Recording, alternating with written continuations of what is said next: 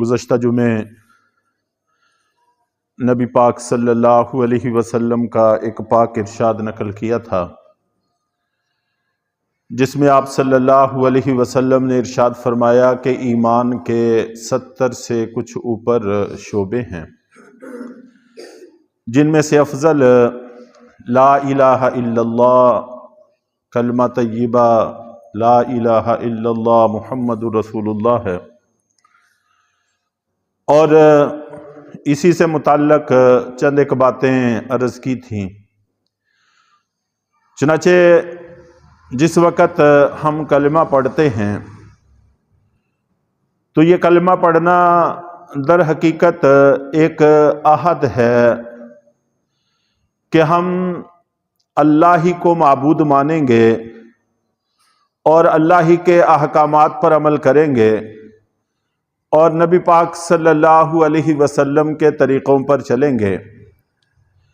اب چاہے کچھ ہو جائے، دنیا ساری ایک طرف ہو، نفس کے تقاضے کچھ اور تقاضا کرتے ہوں اور ہماری ناک کسی اور کام میں بلند ہوتی نظر آتی ہو، سب کو ہم ترک کریں، صرف اللہ کے حکموں کو مانیں، یہ عہد ہوتا ہے۔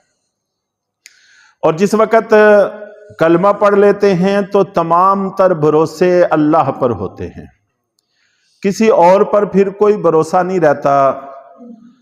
انسان کی زندگی اور موت اسی مالک کے ہاتھ میں ہے۔ بحیثیت مسلمان ہونے کے ہم سب اس کا اقرار تو کرتے ہیں، لیکن دل کی اتھاہ گہرائیوں میں یہ بات بیٹھ جائے، اس کے لیے لا الہ الا اللہ کا کثرت سے ورد بڑی اہمیت رکھتا ہے۔ چنانچہ نبی پاک صلی اللہ علیہ وسلم کا وہ معروف اور مشہور واقعہ، غزوہ حنین کے بعد آپ ایک درخت کے نیچے آرام فرما تھے تو کہیں سے ایک غیر مسلم کافر نکل کے آ گیا اور آ کر تلوار سونت لی۔ اتنے میں اللہ کے نبی صلی اللہ علیہ وسلم کی آنکھ بھی کھل گئی۔ اب آپ آرام فرما ہیں اور وہ تلوار سونتے کھڑا ہے، کہنے لگا کہ اب آپ کو میرے ہاتھ سے کون بچائے گا؟ تو بے ساختہ جناب رسول اللہ صلی اللہ علیہ وسلم کی زبان اقدس سے نکلا کہ اللہ۔ بس یہ وہ کیفیت ہے جو لا الہ الا اللہ کے پڑھنے سے ہم مسلمانوں کو حاصل ہونی چاہیے۔ سارے اسباب موت کے ہیں، لیکن انسان کو موت کا کوئی ڈر نہیں۔ سارے اسباب زندگی کے ہیں، لیکن زندہ رہنے کی کوئی یقین دہانی نہیں۔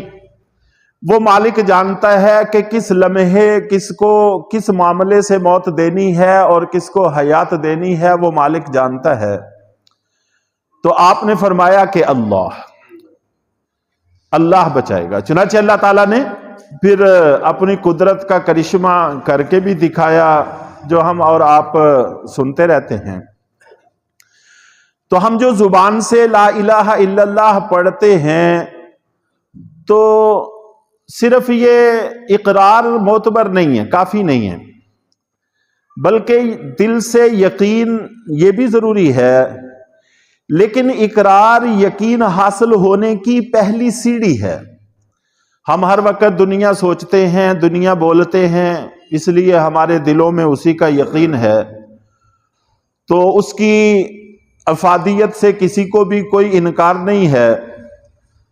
روپے پیسے کے نفع کو، سونے چاندی کے نفع کو ہم میں سے ہر شخص اچھی طرح سے سمجھتا ہے اور اس پہ بھروسہ بھی ہے، یقین بھی ہے۔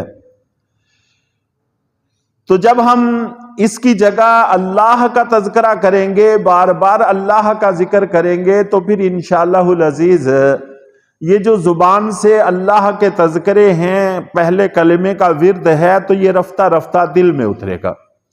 تو زبان کے اقرار ہی سے دل کا یقین حاصل ہوتا ہے۔ تو دل کے یقین کو اگر ہم حاصل کرنا چاہتے ہیں تو پھر اس کے لیے ضروری ہے کہ زبان سے اقرار کیا جائے. اور جس وقت دل میں یقین آ جاتا ہے پھر انسان ظاہری نفع نقصان کو نہیں دیکھتا، پھر اللہ کے حکم کو دیکھتا ہے.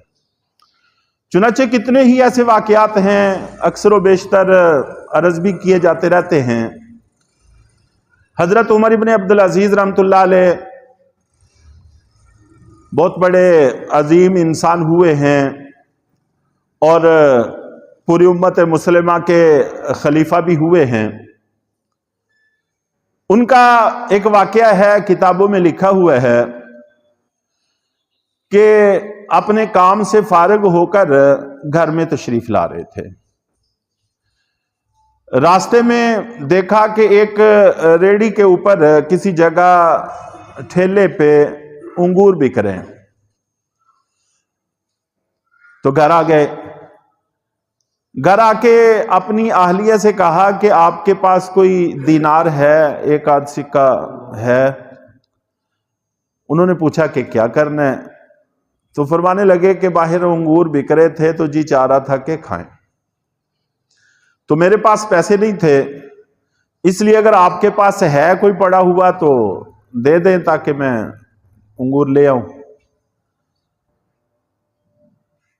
تو وہ کہنے لگی کہ خزانوں کی چابیاں تو آپ کے پاس ہیں، امیر المومنین ہیں اور کسی کی کوئی مداخلت نہیں ہے، کوئی پوچھ نہیں سکتا. تو خزانوں کی چابیاں تو آپ کے پاس ہیں اور دینار کا سوال آپ مجھ سے فرما رہے ہیں. تو آپ نے بے ساختہ فرمایا کہ جن کو تم دینار سمجھتی ہو، خزانے سمجھتی ہو، رب کعبہ کی قسم وہ درہم اور دینار نہیں ہیں بلکہ آگ کے انگارے ہیں. تو جس وقت ہم ہر وقت دین کی بات کرتے ہیں، اللہ کے تذکرے کرتے ہیں، تو پھر دل کے اندر یقین آتا ہے اور وہ یقین پھر انسان کے لیے ایک بہت بڑی بندش کا کام کرتا ہے، بریک کا کام کرتا ہے کہ انسان پھر کسی گھاٹی میں نہیں گرتا، کسی دلدل میں نہیں پھنستا، کسی گمراہی میں نہیں جاتا، پھر وہ حق کی راہ پر قائم رہتا ہے. تو باوجود اس کے کہ خزانے موجود ہیں، خزانوں کی چابیاں بھی موجود ہیں، لیکن اس کے باوجود سوال ہی پیدا نہیں ہوتا تھا کہ ذرہ بر کوئی خیانت ہو، کسی طرح کی غلطی ہو. تو فرمانے لگے کہ جس کو تم خزانے کہتی ہو وہ در حقیقت جہنم کے انگارے ہیں، آگ کے انگارے ہیں. بس یہ یقین اگر ہمارے بڑے چھوٹے تمام طبقات میں آ جائے تو پھر خیر ہی خیر ہے، پھر کسی طرح کا کوئی مسئلہ نہیں ہے، وگرنہ پھر بربادیاں جو ہم دیکھ رہے ہیں ہمارے سامنے ہیں. تو زبان کے اقرار سے ہی دل سنورتے ہیں. جتنا ہم زبان سے تذکرہ زیادہ کریں گے اتنے ہی دل ہمارے زیادہ سنورتے چلے جائیں. چنانچہ حضرت عبداللہ ابن عمر رضی اللہ تعالی عنہ کا واقعہ ہے، یہ امیر المومنین کی بات ہے. اب ایک چرواہے کی بات عرض کر کے درمیان کے طبقات کے حالات ہمارے سامنے خود بخود آ جائیں گے کہ ایک چرواہے سے لے کر امیر المومنین تک سب کے دل کیسے سنورے ہوئے تھے اور کیسے بنے ہوئے تھے اور کیسے ان کے دلوں کے اندر لا الہ الا اللہ کا یقین پیوست تھا. تو پھر ظاہر ہے کہ ہر طرف خیر ہی خیر تھی. اتنے خزانے تھے، اتنے غلے تھے کہ کوئی مصرف نظر نہیں آتا تھا کہ حضرت عمر بن عبدالعزیز رحمۃ اللہ علیہ نے حکم دیا کہ ان کو پہاڑوں پہ گرا دو تاکہ اسلامی سلطنت کا کوئی پرندہ بھی بھوکا نہ رہے. تو اس طرح سے حالات اللہ تعالیٰ نے عطا فرمائے. سفر میں تھے، راستے میں بھوک پیاس محسوس ہوئی. ایک چرواہا بکریاں چرا رہا تھا تو اس سے کہا کہ کوئی تھوڑا دودھ پلا دیں. اس نے کہا کہ میں ایک چرواہا ہوں، مزدوری پر کام کرتا ہوں، یہ بکریاں میری نہیں ہیں. تو میں نے مالک سے اجازت بھی نہیں دی، از خود اس نے مجھے کہا بھی نہیں کہ کوئی مسافر آئے تو اس کو پلا دیا کرو، اس موضوع پر ہماری کوئی بات نہیں ہوئی، اس لیے میں اب آپ کو یہ نہیں پلا سکتا، میرے پاس اس کا اختیار نہیں۔ تو حضرت عبداللہ بن عمر رضی اللہ تعالیٰ عنہ کو بڑی حیرت ہوئی، اور مزید امتحان کے لیے فرمانے لگے کہ چلو ہم ایک اور معاملہ کر لیتے ہیں کہ تم ایک بکری مجھے بیچ دو اور مجھ سے پیسے لے لو، تمہیں فائدہ پہنچے گا کہ تمہیں پیسے مل جائیں گے، اور ہمیں فائدہ پہنچے گا کہ بکری مل جائے گی، اس کا دودھ پی لیں گے اور اس کو ذبح کر کے اس کا گوشت کھا لیں گے، ہماری ضرورت بھی پوری ہو جائے گی۔ باقی رہا مالک کا مسئلہ، اس کو کہہ دینا جنگل میں بکری کھو گئی تھی، نہیں ملی، بڑی کوشش کے باوجود نہیں مل سکی، اور جنگلوں میں ایسا ہوتا رہتا ہے، بھیڑیے بکری کو لے جاتے ہیں، پتہ نہیں چلتا، ایسا ہوتا ہی رہتا ہے۔ تو مالک بھی مطمئن ہو جائے گا اور میرا کام بھی بن جائے گا، آپ کا کام بھی بن جائے گا۔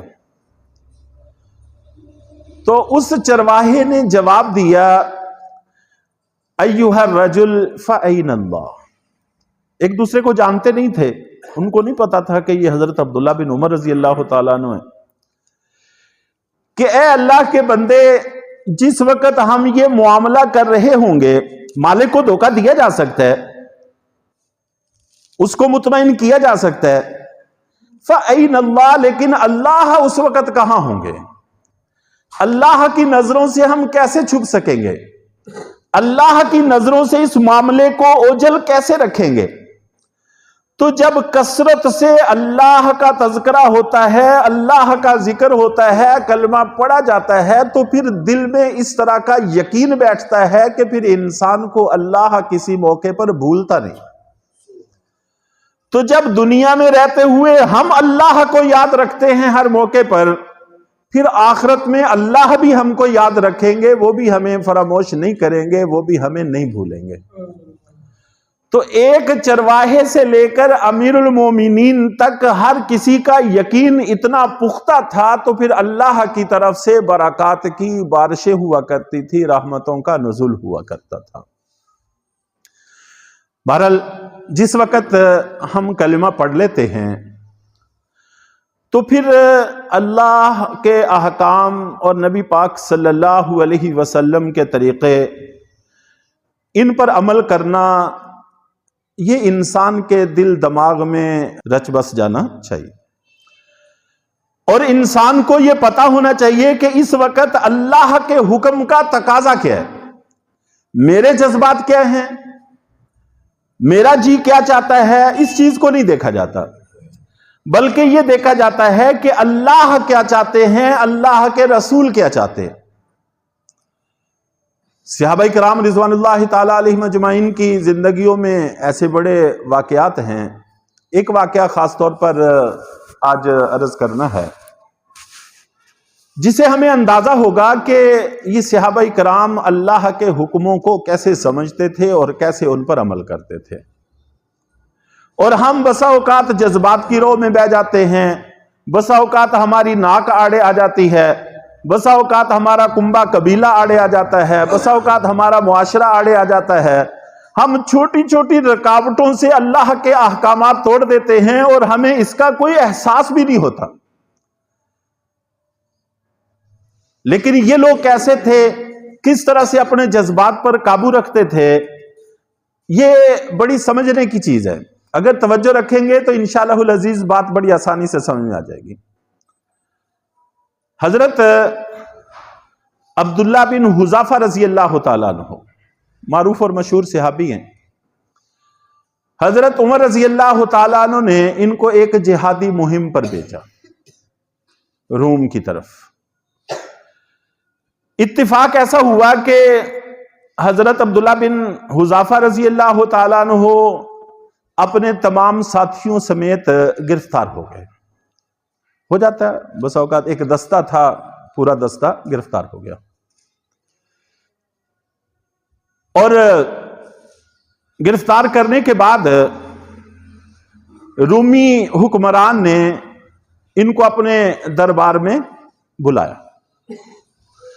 اور ایک بڑے جس کو وہ تیل گرم کرنے کے برتن کہہ سکتے ہیں، دیگ کہہ لیں، کوئی پنجابی میں کڑا جس کو کہتے ہیں، ایک بہت بڑا برتن، اس میں تیل گرم کیا. اور تیل آپ جانتے ہیں کہ ایسی چیز ہے جو بہت زیادہ گرم ہو جاتا ہے اور پھر جلدی ٹھنڈا بھی نہیں ہوتا.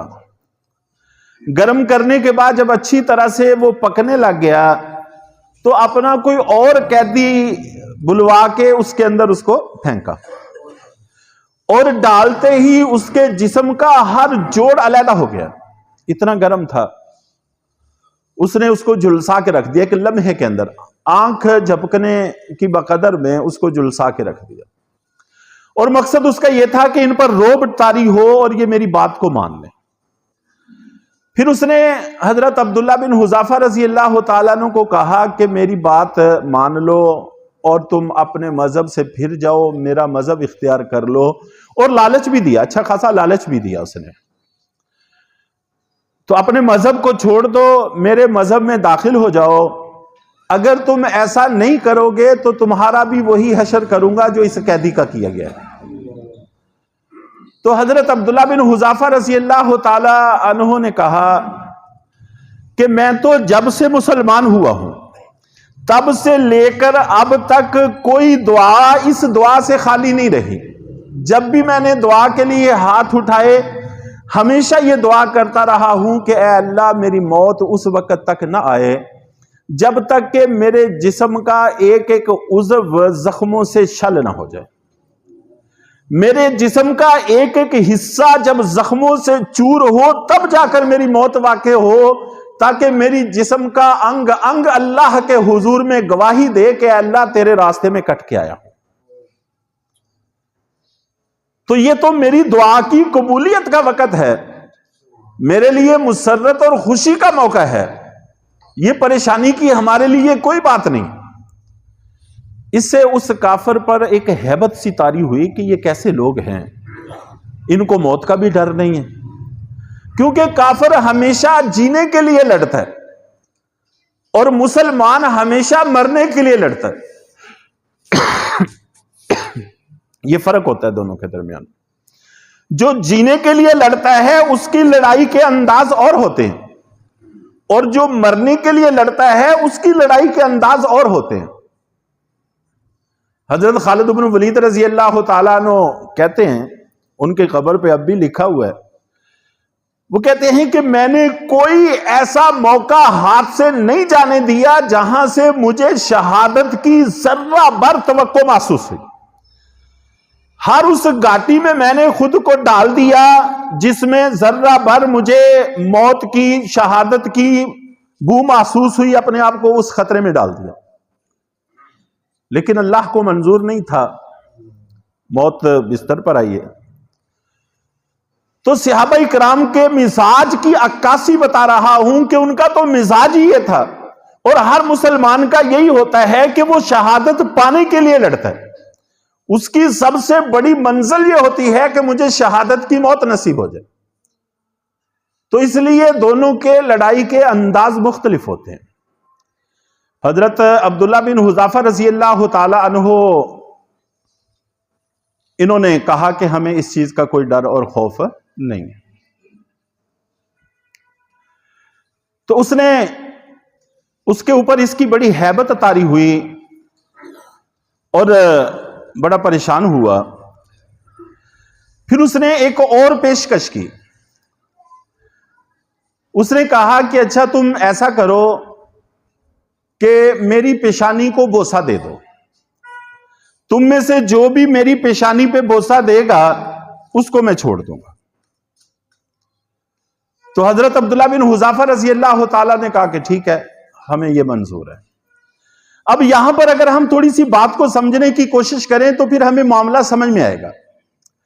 مسئلہ یہ ہے، شریعت کا حکم یہ ہے کہ اگر تمہیں اپنی جان جانے کا خدشہ ہو اور کوئی تمہیں مجبور کرے کہ زبان سے کلمہ کفر کہو تو چھوڑ دیں گے وگرنہ مار دیں گے. تو حکم یہ ہے کہ اگر تم اپنی جان بچانے کے لیے زبان سے کلمہ کفر کہہ لو، دل تمہارا ایمان پر مطمئن ہے، تو تمہیں کوئی گناہ نہیں ہے، جائز ہے، رخصت ہے، اجازت ہے۔ لیکن اگر تم کلمہ کفر نہ کہو اور ڈٹ جاؤ کہ ہم کلمہ کفر نہیں کہتے چاہے جان چلی جائے، تو یہ عزیمت کا راستہ ہے، عظمت کا راستہ ہے، یہ بڑا راستہ ہے۔ چنانچہ صحابہ کرام کی زندگیوں میں جتنے بھی واقعات ہیں وہ سارے کے سارے ایسے ہی ہیں کہ جان دے دی لیکن زبان سے کلمہ کفر نہیں کہا۔ اب وہ یہ چاہتا تھا کہ زبان سے کلمہ کفر کہیں، لیکن انہوں نے موت کو ترجیح دی، زبان سے کلمہ کفر نہیں کہا، تو شریعت کے عزیمت کے راستے کو اختیار کیا، عزیمت کے راستے کو اپنایا، شریعت کے حکم کو ملحوظ خاطر رکھا۔ اور اگر کلمہ کفر کی بات نہ ہو، گناہ کی بات ہو، شراب پیو وگرنہ مار دیں گے، یہ مردار کھاؤ وگرنہ مار دیں گے، یہ حرام کھاؤ وگرنہ مار دیں گے، یا کوئی بھی ایسا کام کرو جو کفر نہیں ہے لیکن گناہ ہے، تو شریعت یہ حکم دیتی ہے کہ گناہ کا ارتکاب کر لو اور اپنی جان کو ضائع نہ کرو، اس لیے کہ تمہاری جان کی بھی اہمیت ہے۔ یہاں پر اپنی جان کو انا کی بھینٹ نہ چڑھاؤ، شریعت کا حکم ہے۔ اب ایک کافر کی پیشانی پر بوسہ دینا ظاہر ہے کہ کافر کی تعظیم ہے، ایک غیرت مند مسلمان کے جذبات اس کو گوارا نہیں کرتے۔ اپنے جذبات کی رو میں بہ کر اپنی اور اپنے سارے ساتھیوں کی جان کو دو پہ لگا دینا نہ شریعت اس کو جائز قرار دیتی ہے اور نہ دانش مندی کا تقاضا ہے، اس لیے انہوں نے تسلیم کر لیا۔ یہ وہ بات ہے جو اصل میں پورے واقعے میں عرض کرنا مقصود ہے کہ اپنے جذبات کو نہیں دیکھا جاتا، اپنے انا کو نہیں دیکھا جاتا، شریعت کے حکم کو دیکھا جاتا ہے۔ اگر حکم کا تقاضا ہے کہ موت کو ترجیح دو تو بڑی خوشی سے تیار ہے، اگر شریعت کا تقاضا ہے کہ اب جان بچاؤ تو پھر اس کے لیے ہم تیار ہیں۔ دیکھنا یہ نہیں ہے کہ ہمارے جذبات کیا ہیں، دیکھنا یہ ہے کہ اللہ اور اللہ کے رسول کا حکم کیا ہے۔ چنانچہ حضرت عبداللہ بن حذافہ رضی اللہ تعالیٰ عنہ نے اپنے خود بھی بوسہ لیا اس کافر کا اور اپنے ساتھیوں کو بھی اس کا حکم دیا، اور یہ وہاں سے بری ہو کر جب مدینہ منورہ پہنچے تو حضرت عمر بن خطاب رضی اللہ تعالیٰ عنہ نے مدینہ منورہ سے باہر ایک صحابہ اکرام کی بڑی جماعت کے ساتھ ان کا استقبال کیا۔ لشکر جاتے بھی رہتے تھے، آتے بھی رہتے تھے، لیکن ان کا بطور خاص استقبال کیا مدینہ منورہ سے باہر جا کر، اور ان کو اطلاع مل گئی تھی پورے واقعے کی، اور پھر سب کے پورے لشکر کے پورے دستے کے ایک ایک کی پیشانی کا بوسہ دیا اور فرمایا کہ یہ صلہ ہے اس شریعت کے حکم کو پورا کرنے کا جو تم کر کے آئے ہو۔ تو اس وقت کے حکمران بھی سمجھتے تھے کہ شریعت کا تقاضا کیا ہے، اللہ اور اللہ کے رسول کے حکم کا تقاضا کیا ہے، اور عوام بھی سمجھتے تھے۔ لیکن اس وقت نہ عوام سمجھتے ہیں نہ حکمران سمجھتے ہیں، ہر اعتبار سے ہم خالی ہیں، تہ دست ہیں۔ تو بہرحال عرض کرنے کا مقصد یہ ہے کہ ایک مسلمان جب کلمہ پڑھ لیتا ہے تو اس کلمہ پڑھنے کا تقاضا یہ ہوتا ہے اب نہ تو اللہ کا حکم آنا سے ٹوٹے، نہ ناک سے ٹوٹے، نہ ہی کنبے قبیلے سے ٹوٹے، نہ معاشرے سے ٹوٹے، سارا کچھ ٹوٹتا ہے، ٹوٹتا رہے، لیکن اللہ اور اللہ کے رسول کا حکم نہ ٹوٹے۔ یہ مقصد ہے کلمہ پڑھنے کا جو ہم پڑھ چکے ہیں، لا الہ الا اللہ محمد رسول اللہ۔ اس کو کثرت سے پڑھتے رہنا چاہیے۔ جب ہم کثرت سے پڑھیں گے تو انشاءاللہ العزیز دل کے اندر اس کا نور داخل ہوگا۔ اللہ تعالی ہم سب کو عمل کی توفیق عطا فرمائے۔